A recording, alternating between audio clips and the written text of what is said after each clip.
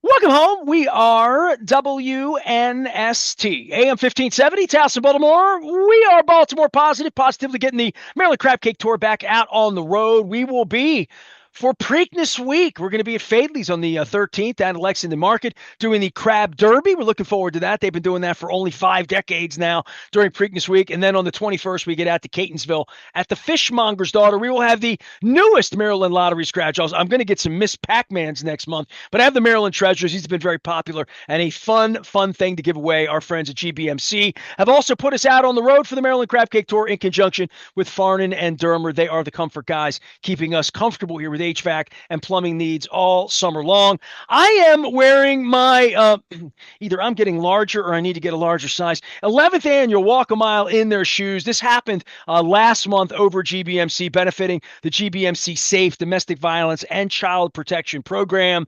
It is the thing we don't talk about a lot because it's really hard to talk about it. I am blessed that I ran into Dani Imbragulio during the Walk a Mile. We took a little picture together, had some fun. I even got a hat with red shoes. I don't want to mess my hair up here, but I got the t-shirt. What a unbelievable day. First things first, Dani, it's great to have you back on. Sorry we're not doing pizza at Pizza John's. I can owe you that. Won't be as good a visit as the one we had last year. No problem. The first visit was great. This one's just as fine. In my house, it's fine. Oh, I'll send some pizza over to your house from Essex and Pizza John's. But we got together on a day, and I'll just say this for anyone, and I've promoted hundreds, if not thousands, over 35 years of events, walks, gatherings, memorials, cancer fund, just all of these community things that we do in different ways. The weather on April the 17th, 2026, if I could order a weather day for any event ever, it was like the most perfect day there's ever been on the South Chapman here in Taos. It has. We were so lucky. It was beautiful. It was comfortable. The 10th, the year before, it was raining, so we were all huddled under a tent. This one was You got perfect. We even, could is what not you're ask for saying. All right.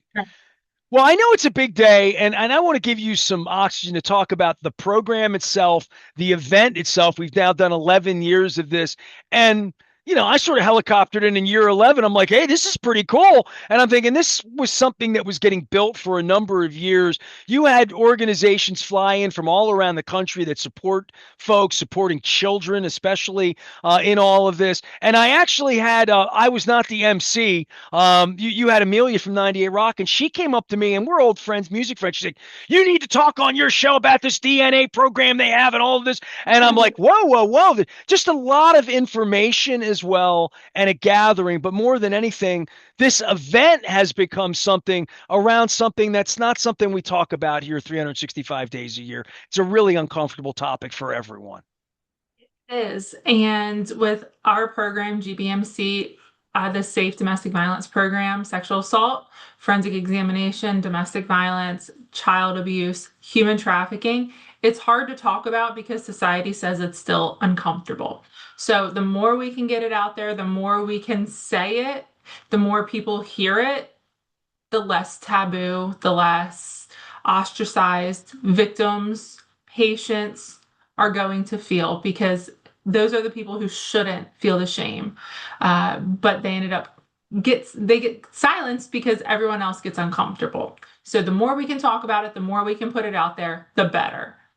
Well, I'd say this. I mean, it was quite an awakening sitting in Pizza John's talking to you about this sensitive topic. And I thought more about it, and it came right back to me at Pizza John's last week. I had Sarah David on. She's running for state's attorney in Baltimore County. And we were talking about being a victim. And when you're a victim, the moment you've been victimized, you didn't sign up for it. You didn't happen, even if it's a car crash, whatever it is, that the police are on the scene and there's medical attention or there's legal action or all of that, it throws your life into chaos. But this is one of those things where when someone is assaulting you and you may be married to them and maybe a breadwinner, the courage that it takes to pick up the phone and to think, is there anybody who's willing to help me in that moment? That is the most vulnerable. And that's the part of this that I think a lot has changed over the years for victims of sexual assault, to be able to have a GBMC, to be able to have even police in their precinct that are much more educated about these domestic issues. Absolutely. Just like you said, if you're in a car wreck, everyone rushes to you and they want to help you. They want to say, what can I do for you? But think of a victim of sexual violence. Everyone's like, oh, nope, that's not me. I'm not the person for you. You need to call a hotline. You need to do this, or that's not my place.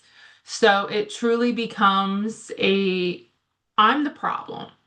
I'm the one making others uncomfortable in that situation.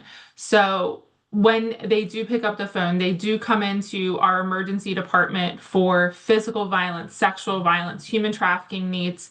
There's no types of walls up. Hey, we have a program. We're going to get them up here to you as long as you're okay with it. And we're able to start that process. Police nowadays, we train Baltimore County. We're training the other agencies in the state.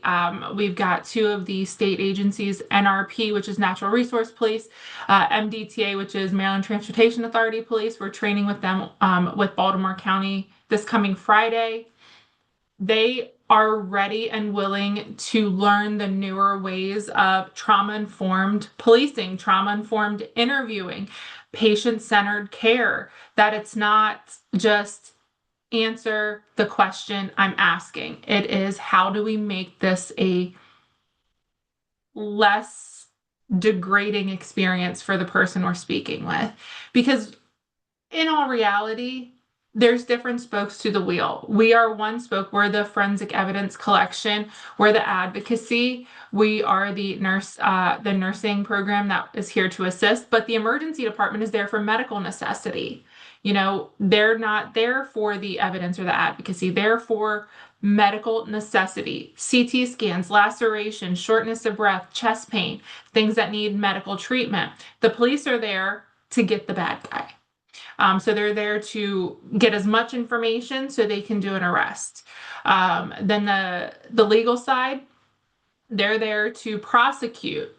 So we have to understand our role, that we have a small wheel of the cog in the wheel, that we have to prepare this victim for what lies ahead on the criminal aspect, civil aspect, what tomorrow is going to look like, because we tell people all the time, advocacy is not hand holding, it is not back rubbing, it is not you're so brave, it's preparation. It is being the most honest person in the room in that moment.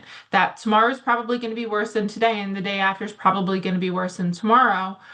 But here's what you should expect if you take option A. What does option A look like?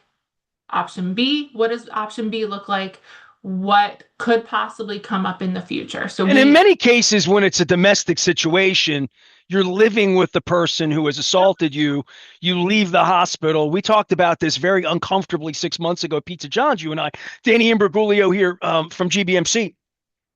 Where do you go? And who's paying the bills? And who has the checkbook? And what about the kids? And what are we going to say to the family?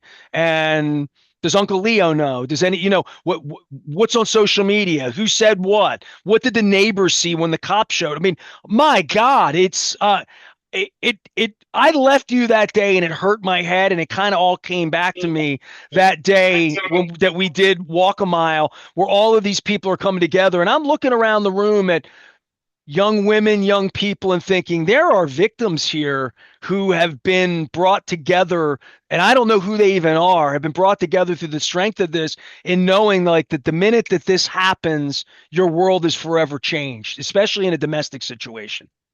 Absolutely. With the Walk a Mile, you talked about how you're part of so many other fundraisers, so many other walks. Think of the people that are affected for those walks. They want to be front and center. They want to have the spotlight on the patients, the survivors. Domestic and sexual violence, human trafficking, that's exactly the opposite of what these patients, victims, survivors want.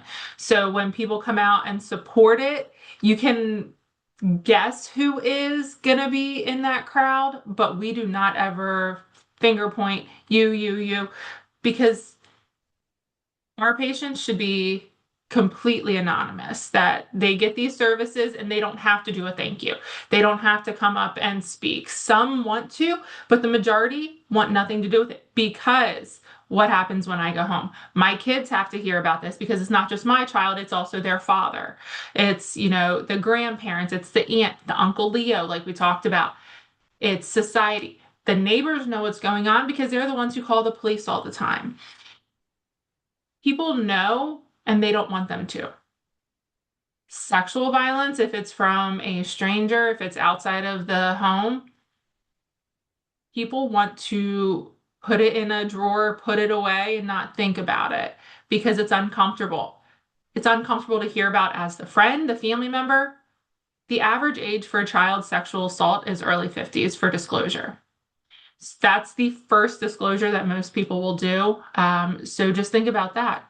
Child sexual assault, first disclosure is early 50s. So they don't want to be center of attention. They'll go, they'll support, but it'll never be brought up that it was them. And we don't talk about it in public. If we see them at one of our events, we do not bring it up. We do not make them known. We say thank you for attending. We might chit chat for a minute, but we do not put a spotlight on them. Dani Imbragulio is here. She's with GBMC. I want to get your title right. You are the Victims Advocacy Coordinator. Is that correct? Victim advocacy coordinator for the sexual assault, forensic examination, domestic violence, child protection I'll program. just call you a saint at this point. We had 850 community members, including myself, getting cool T-shirts. There were women, children, doctors, people, community folks back in April at Walk a Mile in Their Shoes. Raised more than $1.4 million for the SAFE and DV program over 11 years. Tell me about a little bit more about the program and how many folks are there, and your title, which basically means like you are front line every day of your life. You are meeting someone that has been victimized by sexual assault, and the amount of concern you have and patience that you have and care that you have every single day, that can't take a minute off in your department, right? And this is being funded by this walk primarily over the course of the year in other ways, but this was your Super Bowl, and I'm just on to recap it, but to say, hey, let's not forget about it for another 11 months. Well, thank you so much. We appreciate that. We will never say me, because we have such a intertwined team. We have the forensic nursing team, which I want to say is up to 23 nurses. We have a couple precepting, and we do have another class starting in September for people who are interested in forensic nursing. So if anyone's interested, they can reach out to the office, and we can set them up. You need to already have your RN for 18 months before you apply.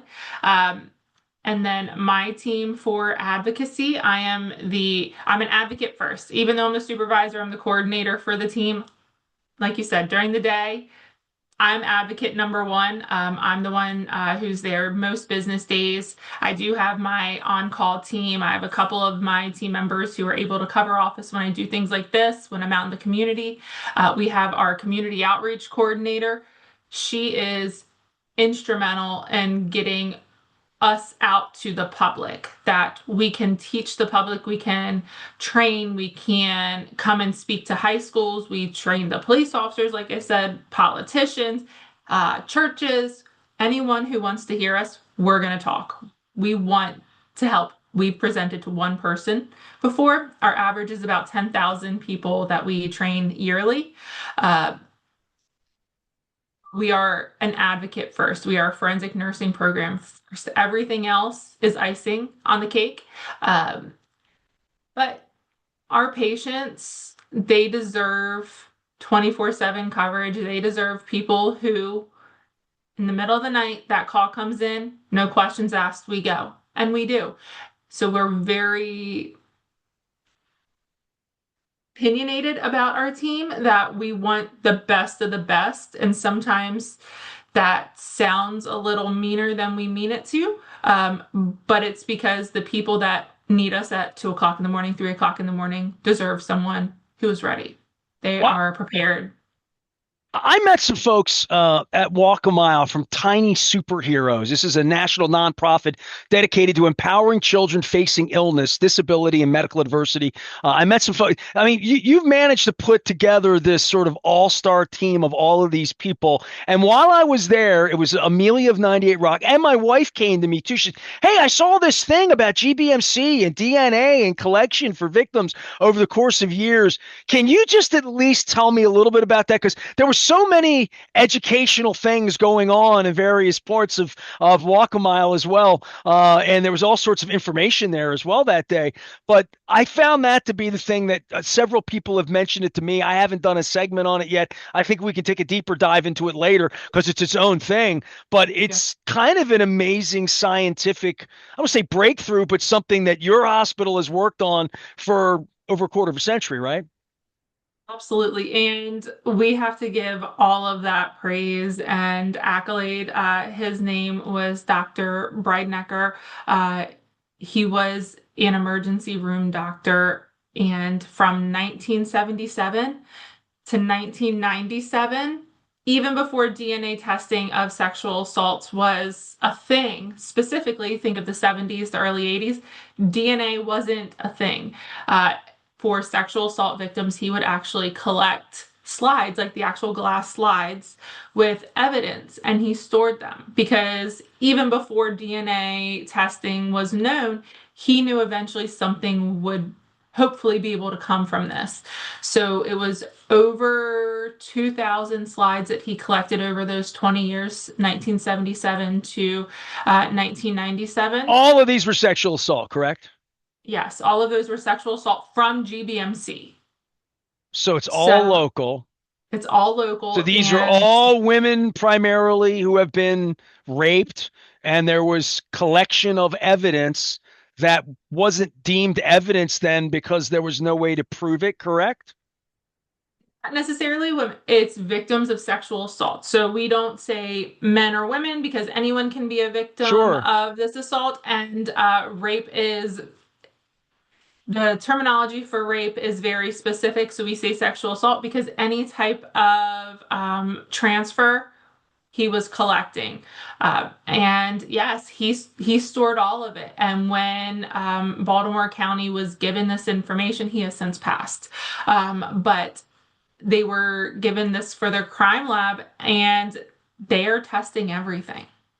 They are testing everything. But the important thing to know is 77, 80, 85, 89, these victims did not agree to have it tested. So there's an opt-in, opt-out program that we're actually partnering with Baltimore County. It's called the GBMC Slides Project, and they're testing these slides.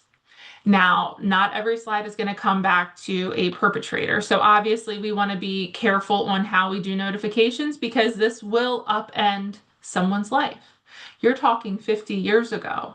I'm on the website and it's unbelievable. I mean, I guess modern technology, there's just all the case numbers, all the reports received, male DNA, partial male DNA, full male DNA. It's um it's science, like literally, and it's science that at some point in the next 6 months, year, 2 years, somebody's going to get a knock on their door who did something really horrible a long time ago to someone, and you're going to put them in jail. That's pretty clear to me. That I didn't watch NCIS or any of these shows. My wife loves those television shows where folks do forensic evidence and all that. That's real. That's really going to happen here, correct? It's actually already happened. There has already been well over 40, um, 40 chargings, Knocks on the doors. including, Okay. yep, including one serial rapist. Well, the folks at GBMC are doing great work. Dani Imbragulio is here. I now know how to pronounce her name. I owe her at least two more slices of pizza. She is the Victims Advocacy Coordinator for the thing we don't talk about a whole lot, which is sexual assault and violence in the community. She's out advocating for folks who are victims, as we did back in April. It happens once a year. Next year, I got to get the 12th annual Walk a Mile. I hope they give me a red shirt in their shoes. It was April 17th, benefiting GBMC safe domestic violence and child protection program. And yes, I'm reading from my own shirt.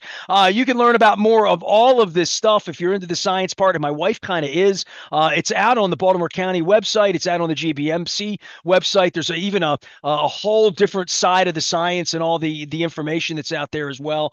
And I listen. Let's get together again, maybe in the fall, and we'll talk again. We'll promote next year's Walk a Mile, where we'll have more than 850 people.